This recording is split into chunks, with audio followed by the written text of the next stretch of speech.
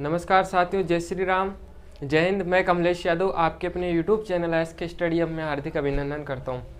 साथियों, अपन देख रहे थे मेवाड़ का इतिहास। मेवाड़ के इतिहास की बात करें तो अपन मेवाड़ के इतिहास में जो महाराणा प्रताप है वहाँ तक देख चुके हैं। आज जो क्लास में अपन देखने वाले हैं वो है महाराणा प्रताप के जो पुत्र थे अमर सिंह, उनके बारे में। उसके बाद में अमर सिंह के पुत्र कौन थे? करण सिंह। करण सिंह के बाद में बात करें अपन तो करण सिंह के पुत्र कौन थे? जगत सिंह। कौन थे?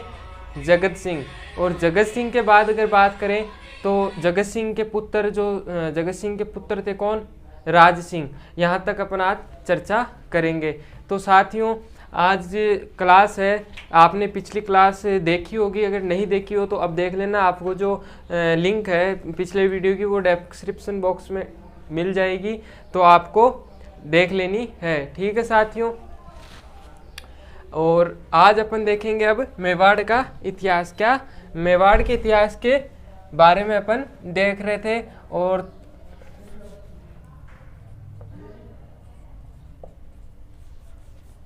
मेवाड़ का इतिहास देख रहे थे अपन, मेवाड़ के बारे में देख रहे थे। मेवाड़ की बात करें तो मेवाड़ के शासक अब हम देखेंगे अपन अमर सिंह के बारे में। किसके बारे में? अमर सिंह के बारे में। अमर सिंह आप सभी को पता होगा किसके पुत्र थे अमर सिंह फर्स्ट? ये किसके थे? महाराणा प्रताप के पुत्र थे। किसके थे? महाराणा प्रताप के। उससे पहले मंजिल ने ओसलों से कहा तेरे बस की बात नहीं। ओसलों ने मंजिल की आंखों में आंखें डाल के बोला चल झूठी, तेरी इतनी औकात नहीं। और द्वंद्व कहाँ तक पाला जाए, युद्ध कहाँ तक टाला जाए, फेंक तू राणा का वंशज है, फेंक जहाँ तक भाला जाए। तो आपको मेहनत इतनी शानदार तरीके से करनी है, पूरा जोश और जुनून के साथ करनी है, किसी प्रकार की डिप्रेशन नहीं लेना है। आपने जो आप कर रहे हो वो सही है, किसी भी प्रकार ऐसे नहीं मैं पढ़ नहीं रहा, ये नहीं कर रहा, सब आप जितना पढ़ो सही है। ईमानदारी से मेहनत से पढ़ते जाओ और आपको जो क्लास है वो ढंग से देखा करो रेगुलर, आपको बहुत फ़ायदा मिलेगा, काफ़ी अच्छा समझ में आएगा। और अब तो काफ़ी जो हमारे साथी दोस्त हैं वो भी फ़ोन कर करके बोलते हैं कि भाई बहुत अच्छा पढ़ाते हो, बहुत अच्छा हमें समझ में आ रहा है। और तो जैसे सब्सक्राइब भी करवा रहे हैं सब, तो आप भी सपोर्ट करो। जो नहीं देख रहा है उनके पास शेयर करो। कोई अगर फालतू बैठा है तो उससे अच्छा अभी कोई कोचिंग नहीं चल रही है कहीं पर भी, तो बढ़िया है ना, जितना समझ में आएगा उतना फ़ायदा ही है अपन को।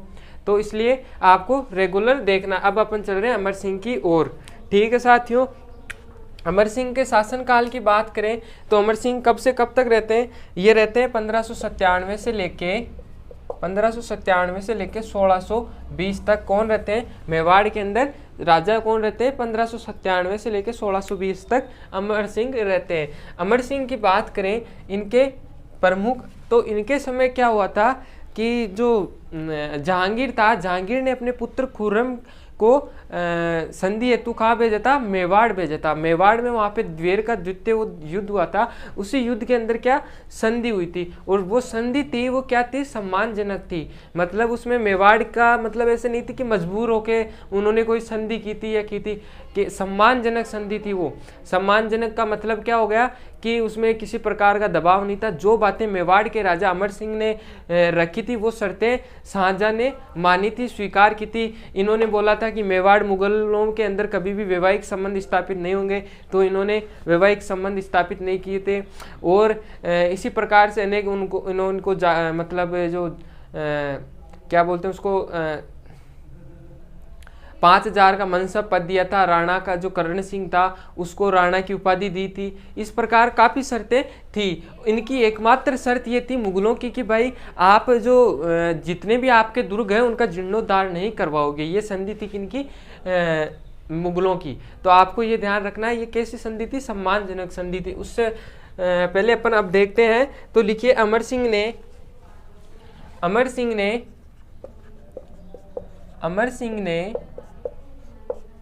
अकबर के जीवन काल में मुगलों से संधि नहीं की। क्या नहीं की? मुगलों से संधि नहीं की थी अकबर के रहते रहते। अकबर कब तक रहा था? 1605 तक रहता है। 1605 के बाद में कौन आ जाएगा? जहांगीर आ जाएगा। जहांगीर क्या करता है फिर? तब अपन देखते हैं तो अकबर की उसकी अधीनता मुगलों की से संधि नहीं करता, नहीं संधि नहीं करता, वह अधीनता स्वीकार नहीं करता है। अधीनता तो वैसे भी स्वीकार नहीं की थी, लेकिन ये लिखने की बात है जो आप लिख लो। अधीनता स्वीकार नहीं की, स्वीकार नहीं की। किसने नहीं की? ये नहीं की थी किसने? अमर सिंह ने नहीं की। किसने नहीं की? अमर सिंह ने। फिर बाद में बात करें अपन, अमर सिंह जहांगीर मुगल शासक बनने के बाद अपने पुत्र खुर्रम शाह के नेतृत्व में मेवाड़ अभियान भेजा। तो लिखिए, और ये जो नीति बनाई गई थी कहाँ पे? अजमेर के मैगजीन दुर्ग में ही हुआ था।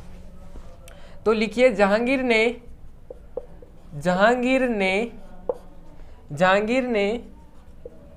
अजमेर से अपने पुत्र खुर्रम, और खुर्रम कौन था? शाहजहां के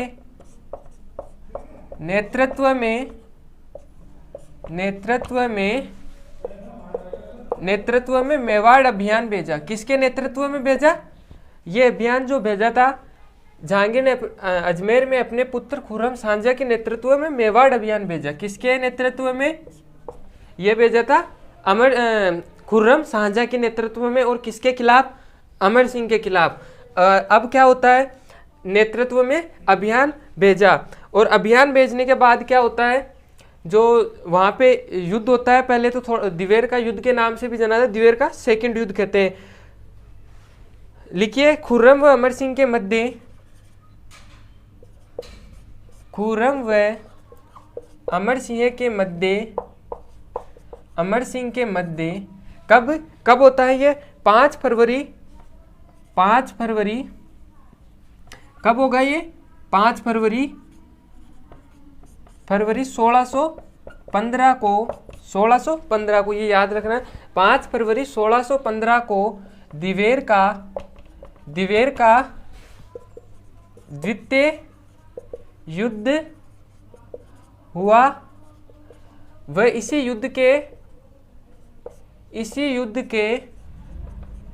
युद्ध के माध्यम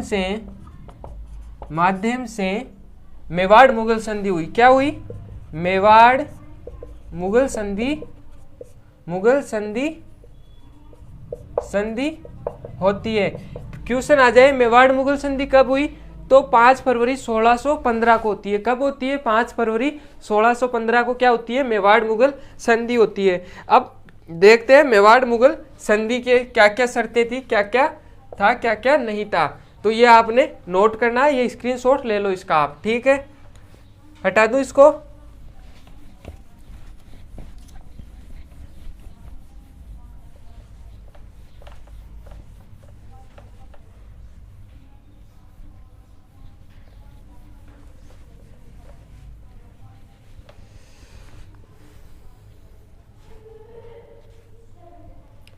इस संधि के तहत अमर सिंह ने मुगलों की सम्मानजनक अधीनता स्वीकार। मैंने आपको पहले भी बताया था ये संधि कैसी थी? सम्मानजनक संधि थी। कैसी संधि थी? सम्मानजनक।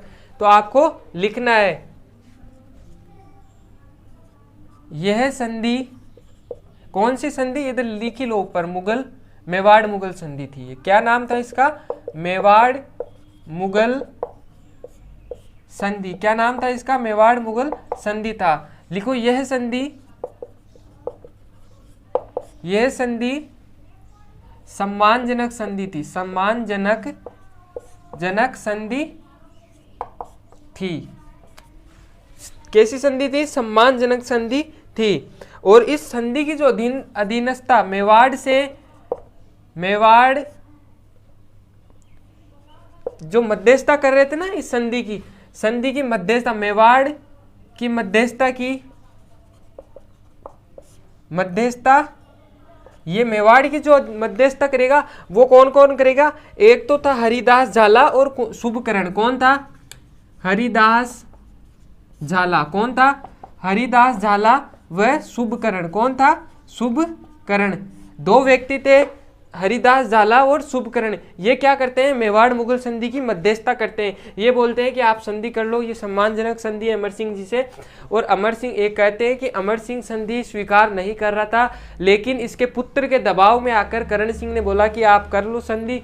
तो इस प्रकार से इसने दबाव में आके संधि की थी अमर सिंह ने। और कहते हैं बाद में अमर सिंह है जो राजपाट छोड़ के चला गया था, उदयपुर जो राजसमंद झील है वहाँ पे चला जाता है, और वहाँ पे और फिर कुछ समय बाद उनकी मृत्यु हो जाती है 1620 में। इस प्रकार वो राजपाट भी छोड़कर चले गए थे। कौन? ये अमर सिंह। कौन? अमर सिंह। इन्होंने संधि को नहीं की थी, लेकिन ये मध्यस्थता करा के संधि कैसे जैसे हो गई थी, किसने कराई थी? हरिदास झाला और शुभकरण थे मेवाड़ की मध्यस्थता कराने वाले। और फिर अगर मुगलों की बात करें, मुगलों की मध्यस्थता किसने की? मुगलों की मध्यस्थता किसने की थी? वो थे मुल्ला सिराजी और सुंदरदास। कौन थे? सुंदरदास। तो इधर कौन कौन थे? मुल्ला सिराजी और सुंदरदास, ये दो व्यक्ति थे मुगलों में, और ये थे मेवाड़ में। हरिदास झाला और शुभकरण ये तो मेवाड़ की करते हैं मध्यस्थता, और मुल्ला सिराजी और सुंदरदास मुगलों की करते हैं। अब संधि की शर्तें क्या क्या थी अपन को वो देखना। संधि की शर्त क्या क्या थी, क्या क्या इसमें था कि भाई आपको क्या दिया जाएगा, क्या नहीं दिया जाएगा। जो भी संधि शर्तें तो होती है कुछ ना कुछ, तो वो संधि क्या क्या थी वो आपको ध्यान रखना है। संधि की शर्तें, क्या? संधि की शर्तें। तो देखिए क्या क्या शर्तें थी। पहली शर्त की बात करें, मेवाड़ का शासक कभी भी मुगल दरबार में नहीं जाएगा। तो बताओ, ये जब मुगल दरबार में नहीं जा रहा है मेवाड़ का शासक, तो फिर कौन जाएगा?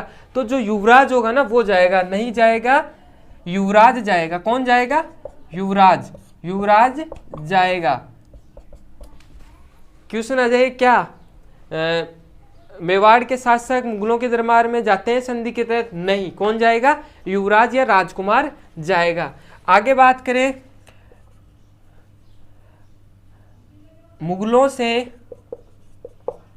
से कभी भी वैवाहिक, ये बहुत ही शानदार शर्त थी इनकी, वैवाहिक संबंध, एकमात्र यही रियासत है जिसने मुगलों से क्या वैवाहिक संबंध स्थापित नहीं किए थे। बाकी जयपुर सब ने कर लिए थे लगभग, लेकिन इसने नहीं किए थे। वैवाहिक संबंध स्थापित नहीं होंगे। तो ये संधि किसने रखी? संधि के शर्त किसने रखी थी? अमर सिंह ने।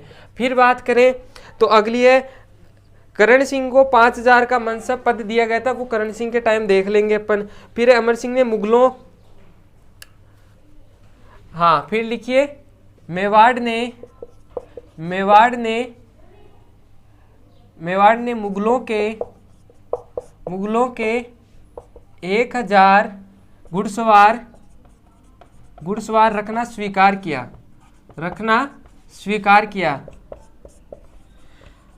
सॉरी, किसने किया?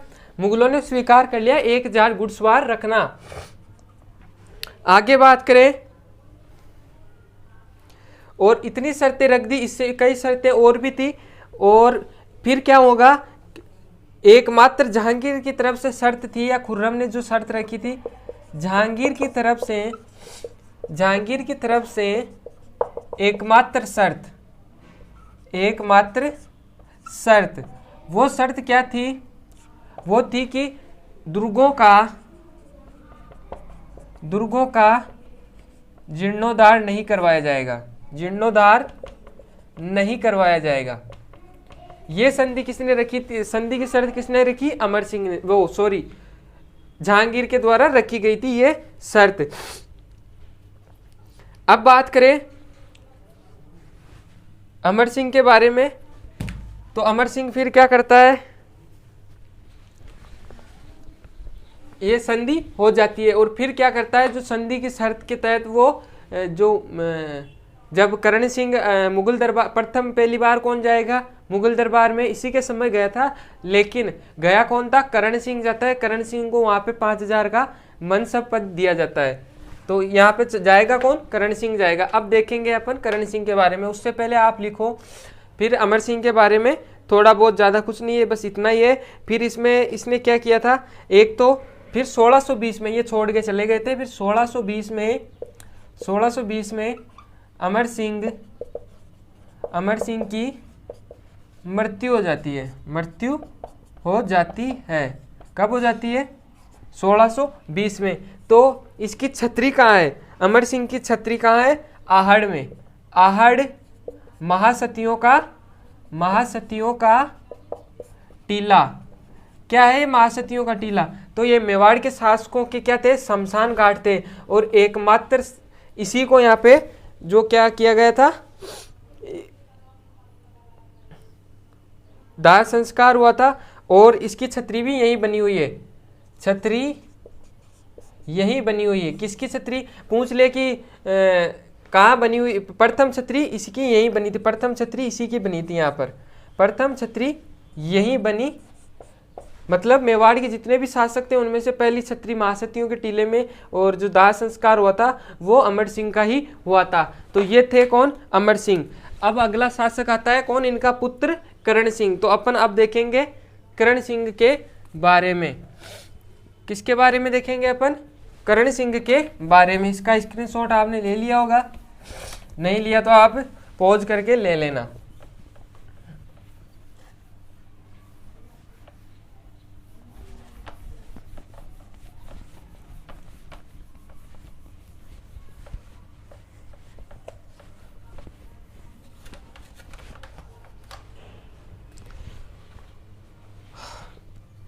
लिखो अब करण सिंह। कौन आएगा? करण सिंह है। करण सिंह की बात करें अपन, करण सिंह का शासनकाल कब से कब तक रहता है? 1620 से लेके 1628 तक रहता है। कब तक? 1620 से लेके 1628 तक किसका शासनकाल रहता है? करण सिंह का। किसका रहता है?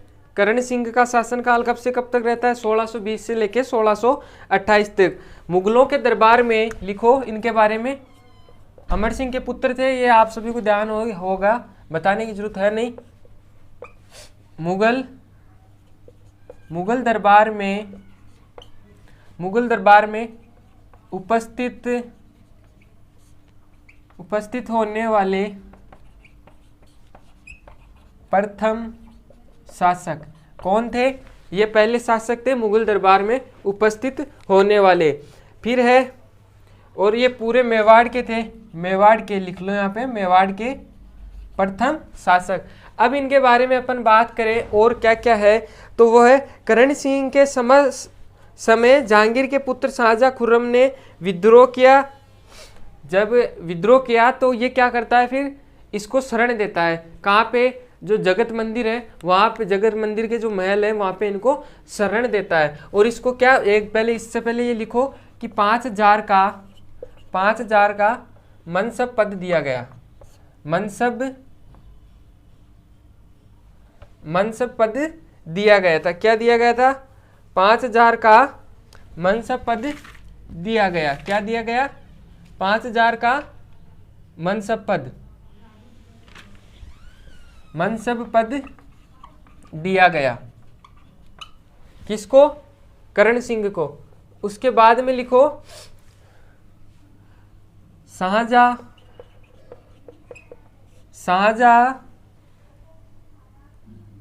के विद्रोह करने पर मेवाड़ के जगत मंदिर महलों में शरण दी।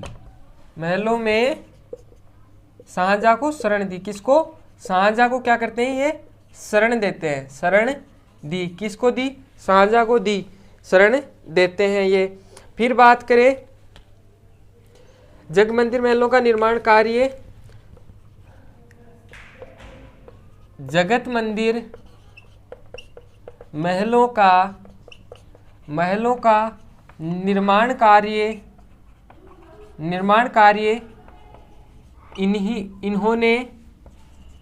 इन्होंने शुरू करवाया। और फिर पूर्ण कौन करेगा? इनका पुत्र जगत सिंह इनको क्या करेगा? पूरे या पूर्ण करवाएगा इन मंदिरों को। तो ये कौन थे? करण सिंह। करण सिंह के बारे में ये ही बातें हैं कि इसने क्या क्या किया था, क्या क्या विद्रोह किए थे, विद्रोह के समय किसने किसका साथ दिया, और जगत मंदिर महलों का निर्माण शुरू करवाया। लेकिन इनको पूर्ण कौन करवाएगा? इनका पुत्र जगत सिंह करवाएगा। अब जो अगला शासक आता है वो कौन आएगा? जगत सिंह। तो आप लिखो जगत सिंह के बारे में। कौन आएगा अब? जगत सिंह।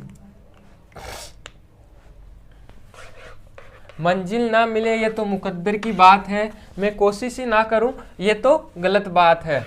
तो आपको भी कोशिश तो करनी ही है, मंजिल मिले या ना करे मिले, लेकिन अपन को कर्म करने, और जब कर्म करेंगे तो मंजिल भी मिल ही जाएगी। ठीक है साथियों, अब देखेंगे अपन किसके बारे में? जगत सिंह के बारे में। जगत सिंह के बारे में। जगत सिंह के शासनकाल की बात करें 1628 से लेकर 1652 तक। कब से? 1628 से लेकर 1652 तक कौन रहेंगे? जगत सिंह रहेंगे। और जगत सिंह के बारे में आप सभी को पता होगा, एक तो जगत मंदिर महलों का इसी ने निर्माण पूर्ण करवाया था, और क्या क्या किया वो अपन देखते हैं। तो जगत सिंह ने मेवाड़ में क्या क्या किया वो देखना है आपको। ये किसके पुत्र थे? करण सिंह के पुत्र थे। तो अब लिखो चित्तेरों की ओवरी, कई बार पूछा गया क्वेश्चन है ये। ओवरी का निर्माण करवाया। एग्जाम में क्वेश्चन आ जाए चित्तेरों की आवरी का निर्माण किसने कराया था? तो ये किसने कराया था? जगत सिंह ने करवाया था। क्या करवाया था? चित्तेरोरी आवरी। ऐसे चित्तेरोरी आवरी का निर्माण किसने कराया? तो आपको ध्यान रखना है। और फिर तस्वीरारो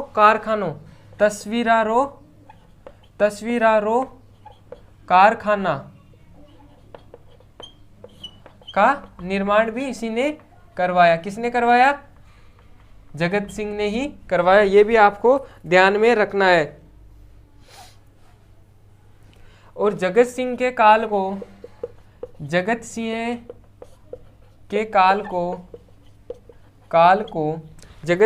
काल को मेवाड़ चित्रशैली का स्वर्ण काल कहते हैं। जगत सिंह के काल को मेवाड़ चित्रशैली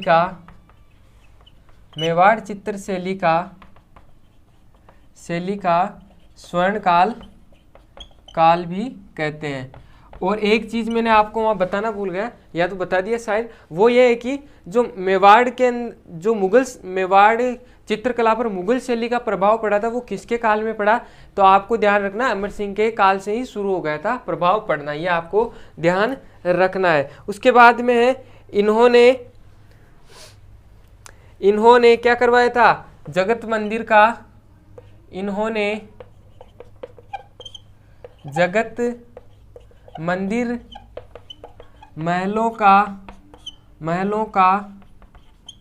महलों को पूर्ण करवाया, मतलब निर्माण को पूर्ण करवाया। क्वेश्चन आ जाए जगत मंदिरों का निर्माण करवाया, तब तो क्या करना है? करण सिंह। पूर्ण किसने करवाया? तो जगत सिंह।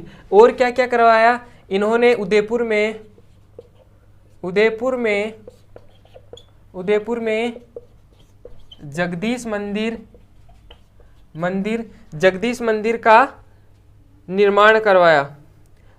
मंदिर का निर्माण करवाया। और इसके वास्तुकार पूछ ले कि जगदीश मंदिर के वास्तुकार कौन कौन थे? तो एक तो था भूणा एवं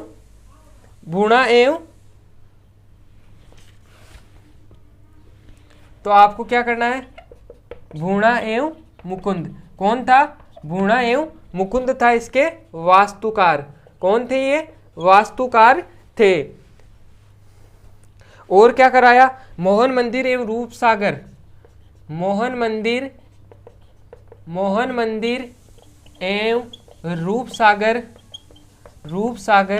झील का निर्माण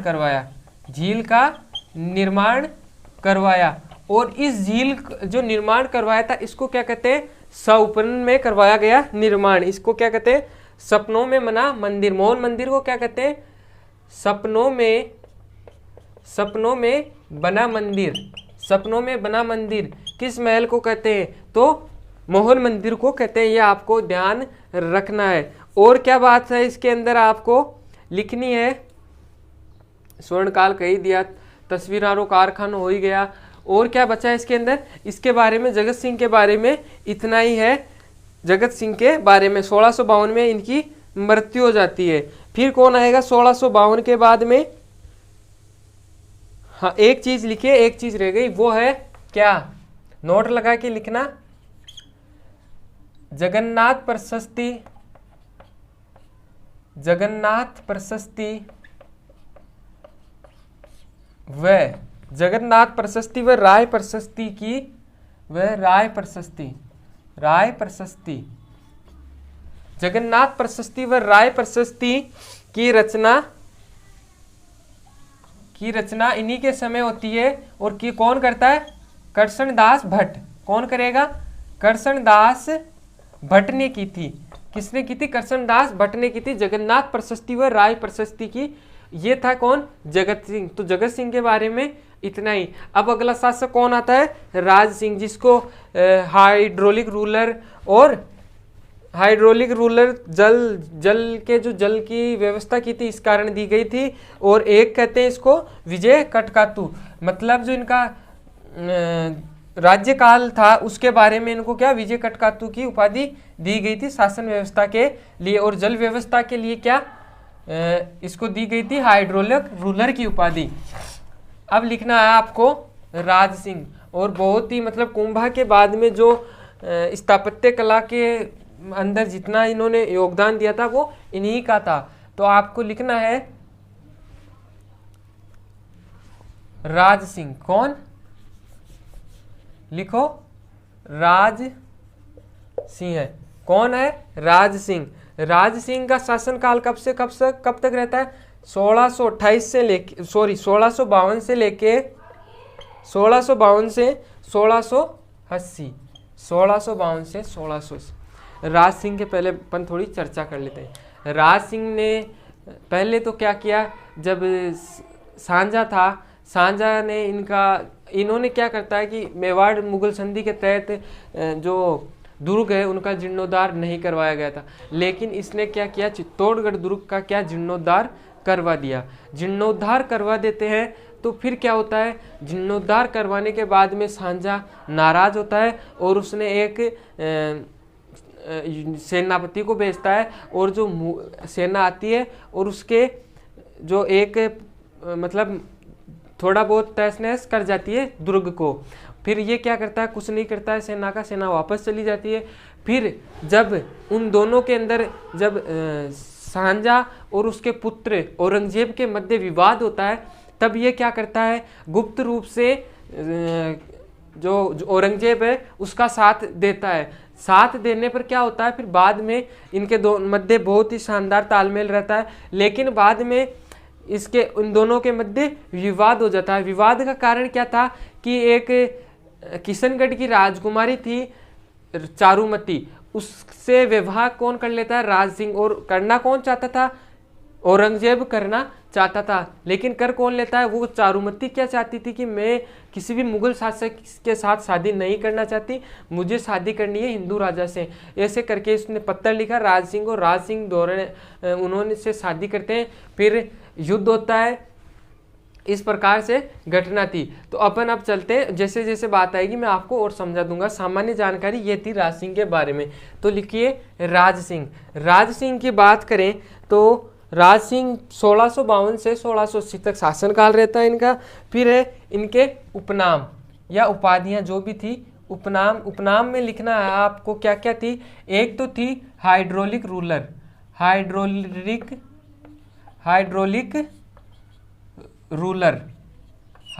रूलर। एक थी विजय कटकातु। पूछ ले विजय कटकातु की किस शासक की उपाधि थी? तो आपको ध्यान रखना है किसकी थी? राज सिंह की। विजय कटकातु ये तो किस लिए थी? जल व्यवस्था के लिए दी गई थी, जल व्यवस्था हेतु दी गई थी। ये शासन व्यवस्था हेतु दी गई थी, शासन व्यवस्था व्यवस्था के लिए दी गई उपाधि थी। अब बात करें राज सिंह के बारे में।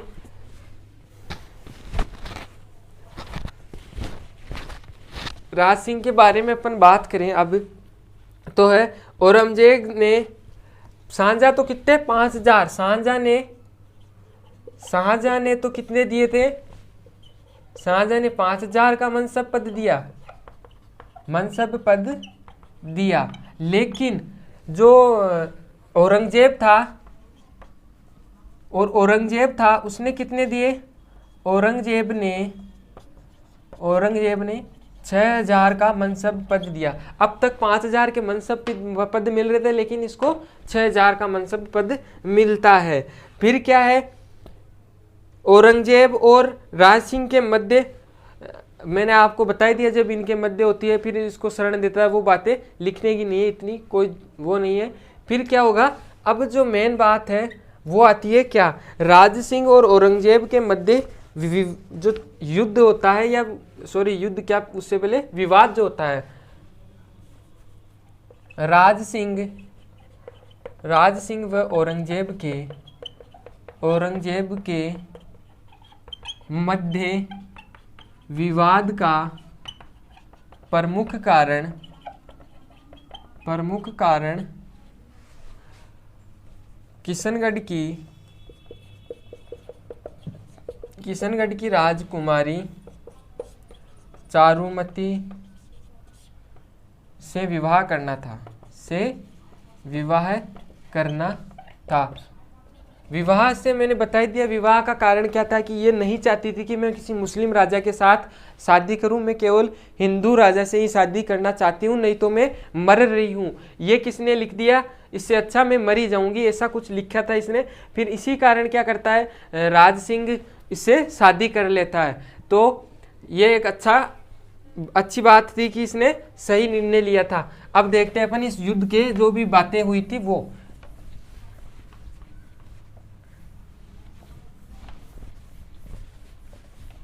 अब लिखना है आपको,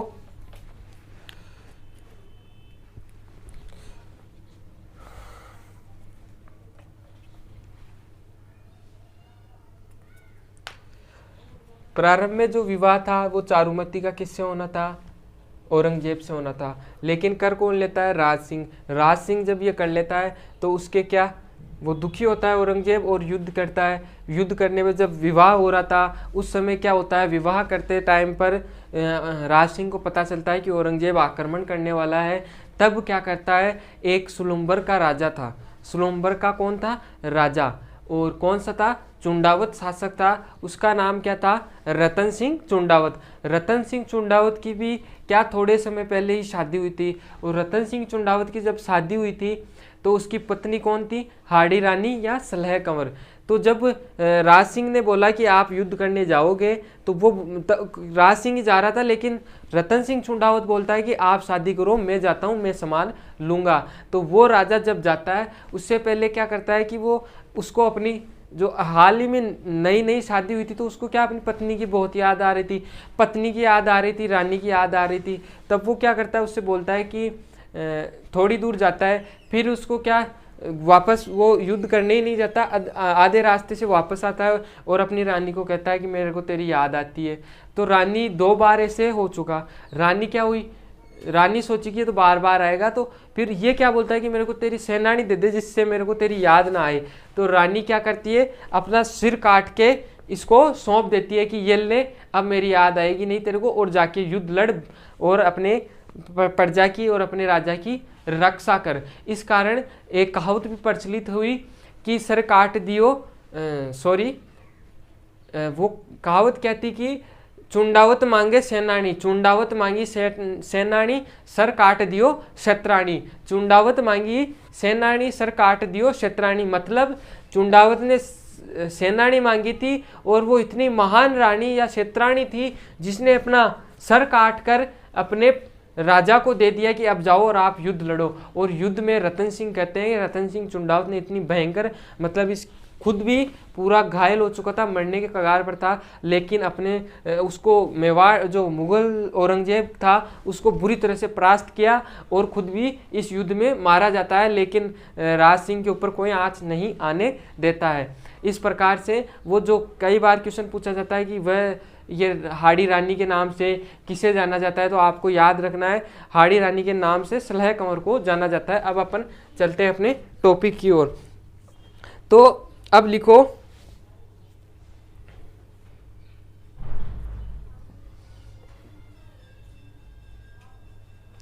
विवाह के समय, अब राज सिंह मैंने बता ही दिया विवाह हो रहा था, चारुमती किशनगढ़ की राजकुमारी थी।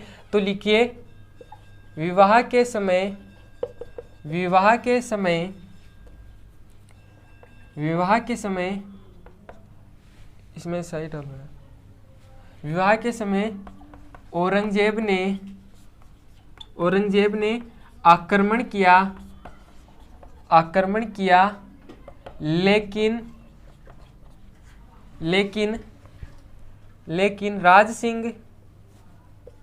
राज सिंह का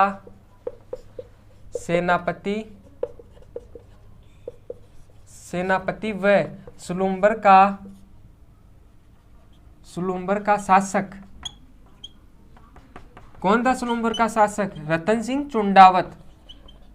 सिंह चुंडावत या चुड़ावत ये था। इसने क्या किया? चुड़ावत ने औरंगजेब को पराजित किया। वह स्वयं भी वीर गति को प्राप्त हुआ। कौन? स्वयं भी क्या हो जाता है? वीर गति को प्राप्त हो जाता है। कौन? रतन सिंह।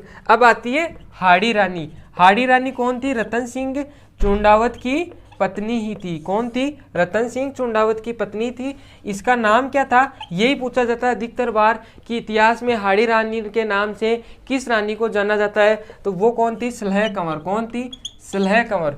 सलह कंवर को सहल कंवर, सॉरी सलह नहीं, सहल कंवर। सहल कंवर कौन थी? सहल कंवर थी वो, सहल कंवर। अपने पति क्यों जाना जाता है? अपने पति रतन सिंह को सेनानी के रूप में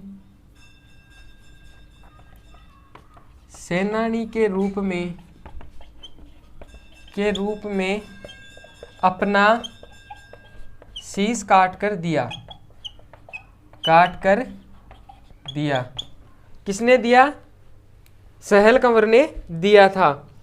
और रतन सिंह वो वहाँ का शासक था, सुलुम्बर उदयपुर का शासक था। और एक कहावत प्रचलित हुई, वो भी आप लिख लो। चुंडावत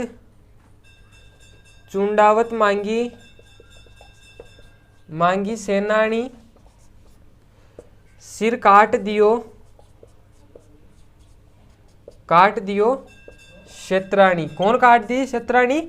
वो थी कौन? हाड़ी रानी। तो आपको याद रखना है। अब चलते हैं अपन आगे। कहाँ गया डस्टर? अच्छा, तो आप इसका स्क्रीनशॉट ले लो, फिर अपन आगे देखते हैं।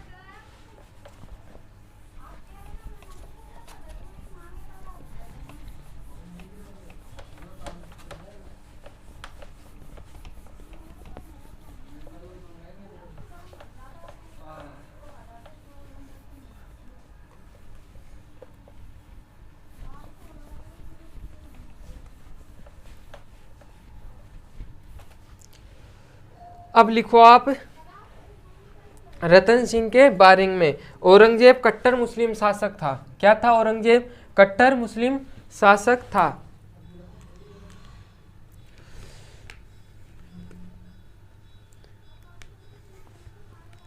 आप सभी को पता होगा औरंगजेब कितना कट्टर मुस्लिम शासक था। इसने खुद के दरबार में औरंगजेब कट्टर मुस्लिम शासक था। इसने अपने दरबार में भी क्या नाच गाना, जो भी गीत संगीत होता था उनको भी बंद करवा दिया था। और बात करें, हिंदू मंदिरों को तुड़वाया था इसने। क्या? हिंदू मंदिरों को तुड़वाया। तुड़वाया तो किसने? इसने। और लूटा था किसने? मोहम्मद गजनवी ने। यह भी आपको याद रखना है।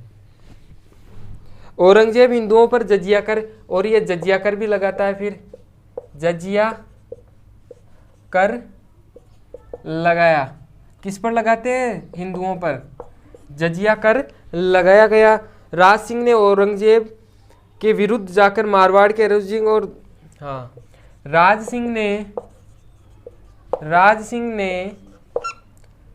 सिंह ने औरंगजेब के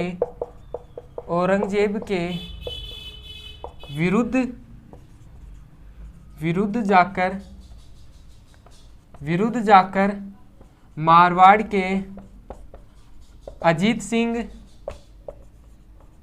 अजीत सिंह और दुर्गादास राठौड़, अजीत सिंह व दुर्गादास माइड एरोपूर्त जन जेडो दुर्गा दास, ये कहावत इनके बारे में प्रचलित है। तो दुर्गादास राठौड़ की सहायता की। किसने की? राज सिंह ने की। वह इनको क्या करते हैं? जागीर देते हैं। और वो जागीर कहाँ की देते हैं? केलवा राजसमंद की जागीर देते हैं। केलवा राजसमंद की जागीर प्रदान की। किसने की? औरंगजेब ने की थी केलवा की जागीर। ये भी आपको याद रखना है। आगे बात करें इसने क्या क्या किया था। तो अब क्या करता है, जब ये औरंगजेब है हिंदू मंदिरों को तुड़वा रहा था, तो गुजरात के अंदर जो द्वारिकाधीश जी का मंदिर था उसको तुड़वा रहा था। उस समय ये क्या करते हैं, अपने मेवाड़ से एक महाराज को भेजते हैं, और उन महाराज का पुजारी जो थे दाऊजी महाराज, क्या नाम था? दाऊजी महाराज को भेजते हैं, और इनके साथ एक और गए थे, उनका नाम तो याद नहीं आ रहा, इनको भेजते हैं। और ये क्या करते हैं, वहाँ से जो श्रीनाथ जी की मूर्ति है उसको ले आते हैं बचाकर। फिर उसको ले आने के बाद क्या करते हैं, ये द्वारिकाधीश जी का मंदिर जो नाथ द्वारा राजसमंद में, और श्रीनाथ जी का मंदिर का क्या है, कांकरोली में निर्माण करवाते हैं उनका। चलो अब देखते हैं अपन आगे। ये थी छोटी सी कहानी जब ये मंदिर तुड़वा रहे थे। तो किसने करवाया था? नाथ द्वारा। और इनके मंदिरों का निर्माण भी राज सिंह ने करवाया था। तो अब अपन को लिखना है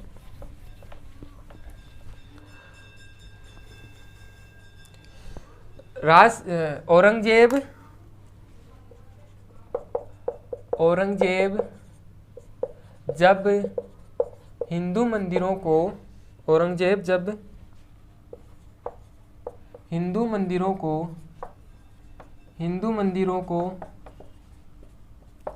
तुड़वा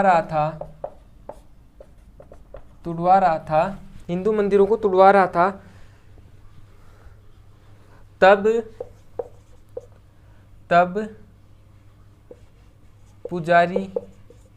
तब राज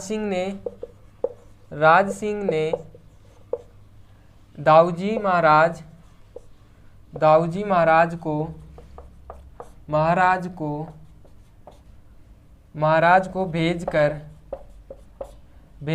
दाऊजी महाराज को भेजकर श्रीनाथ जी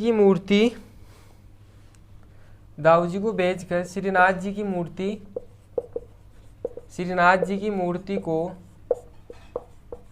मेवाड़ ले आए। कौन लेके आए थे? दाऊजी महाराज लेके आए थे। राज सिंह ने सिहाड़ा नाथ द्वारा में श्रीनाथ जी के मंदिर का निर्माण करवाया। अब लिखो, राज सिंह ने सिहाड़ा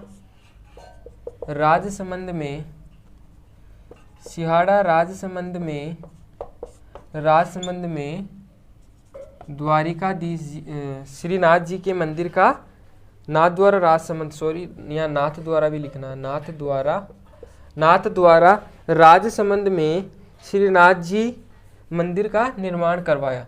में श्रीनाथ जी के मंदिर का निर्माण करवाया। किसने करवाया था? राज सिंह ने श्रीनाथ जी का मंदिर।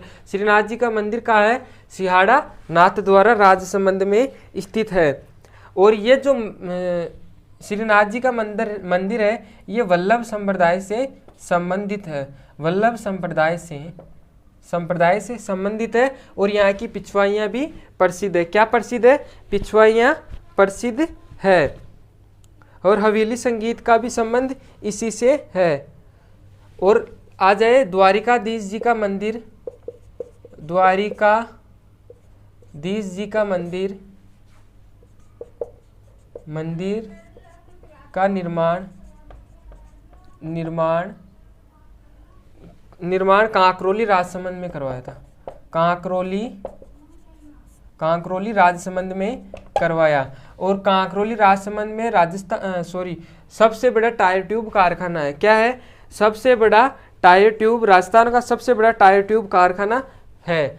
अब क्या क्या इनकी स्थापत्य कला के बारे में, और अब क्या क्या थी, ये दो चीज़ें आपने लिख ली। अब देखते हैं इनकी स्थापत्य कला के बारे में क्या क्या निर्माण वगैरह करवाया था। अब लिखो स्थापत्य कला का विकास या स्थापत्य कला। इसके बारे में देखें। अंबिका माता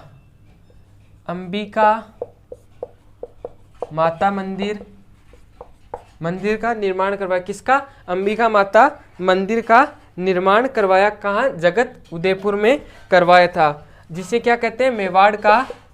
मेवाड़ का खुजराहो भी कहते हैं। क्या कहते हैं? मेवाड़ का खुजराहो किसे कहते हैं? अंबिका माता मंदिर को कहते हैं। निर्माण किसने करवाया?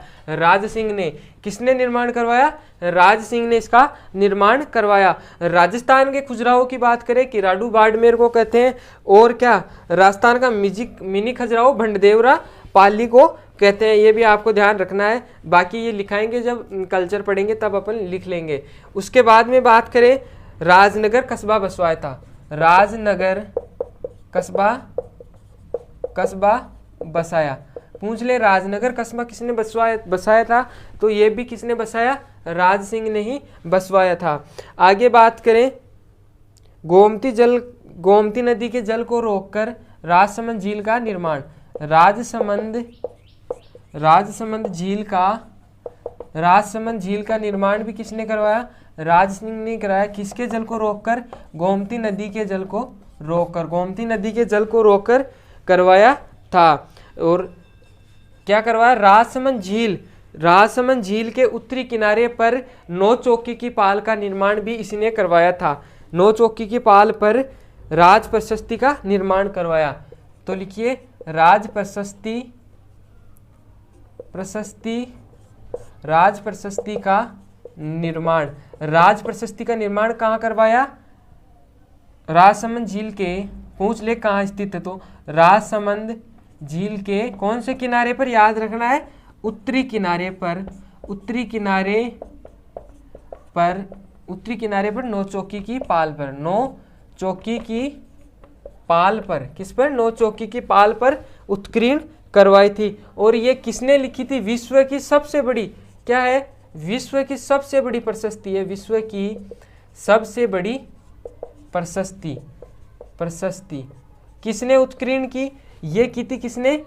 ये प्रशस्ति राय सिंह ने। किसने? रणछोड़ भट्ट तेलंग जी ने इसकी उत्कीर्ण की थी राज प्रशस्ति को। और ये 25 बड़ी शिलालेख कितने पर? 25 बड़ी शिलाओं पर उत्कीर्ण है। 25 बड़ी शिलाओं पर उत्कीर्ण है। 25 बड़ी शिलाओं पर उत्कीर्ण है। कौन? राज प्रशस्ति 25 बड़ी शिलाओं पर उत्कीर्ण है। कितनी शिलाओं पर? 25 शिलाओं पर उत्कीर्ण है। और संस्कृत भाषा में लिखी गई है। भाषा की बात करें, कौन सी भाषा प्रयुक्त की गई है? संस्कृत भाषा में लिखी गई है। किस भाषा में? संस्कृत भाषा में लिखी गई है। और क्या बात है, इसमें मेवाड़ का इतिहास है, वो सब आपको पता होगा। मेवाड़ के इतिहास के बारे में जानकारी मिलती है इस प्रशस्ति के।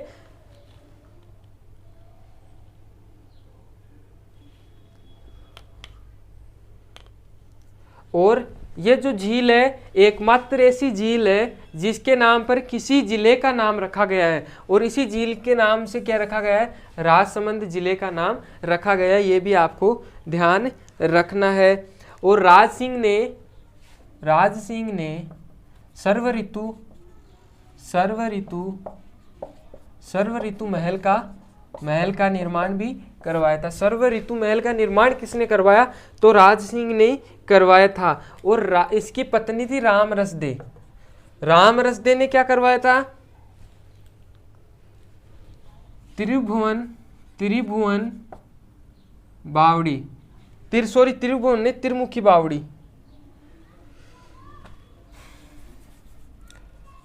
त्रिमुखी बावड़ी का निर्माण। उसमें आपको क्वेश्चन में राज सिंह मिलेगा, लेकिन राज सिंह की पत्नी थी राम रसदे। राज सिंह की पत्नी राम रसदे ने करवाया था। किसने करवाया था, राम सिंह की पत्नी राम रसदे ने करवाया था। और बेलोक गणेश मंदिर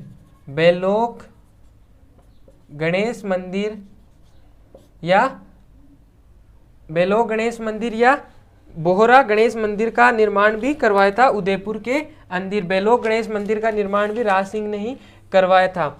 अब देखते हैं, ये तो होगी इनकी क्या स्थापत्य कला के बारे में। अब देखेंगे अपन इसके दरबारी विद्वानों के बारे में। राज सिंह के कौन कौन दरबार में कौन कौन से विद्वान थे उनके बारे में अपन चर्चा करेंगे।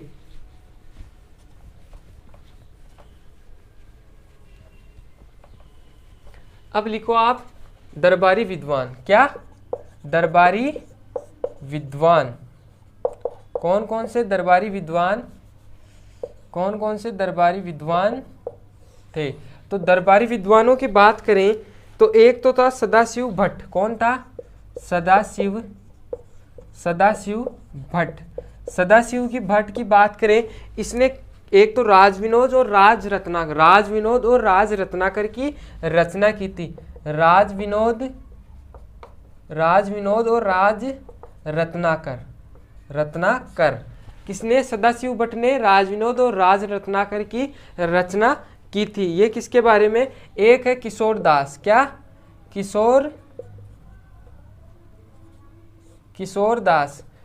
दास की बात करें, इसने राज प्रकाश लिखी थी। क्या लिखी थी, राज प्रकाश किसकी रचना है, किशोर दास की। यह आपको याद रखना है। एक आपको पता ही है रणछोड़ दास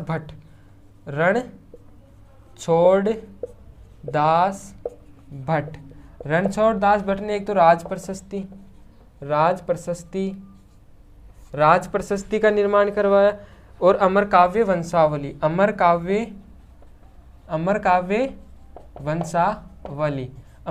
वंशावली की रचना की थी।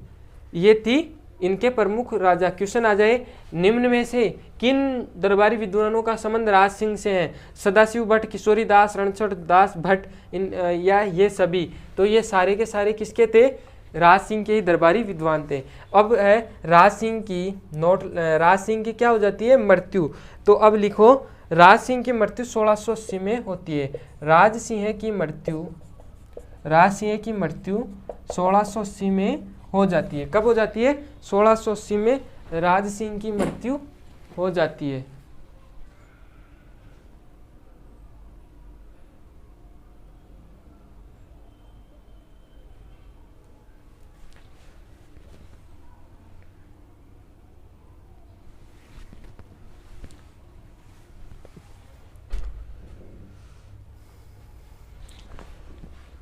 तो ठीक है साथियों, आज की क्लास में अपना जो टॉपिक था आज की क्लास में इतना ही।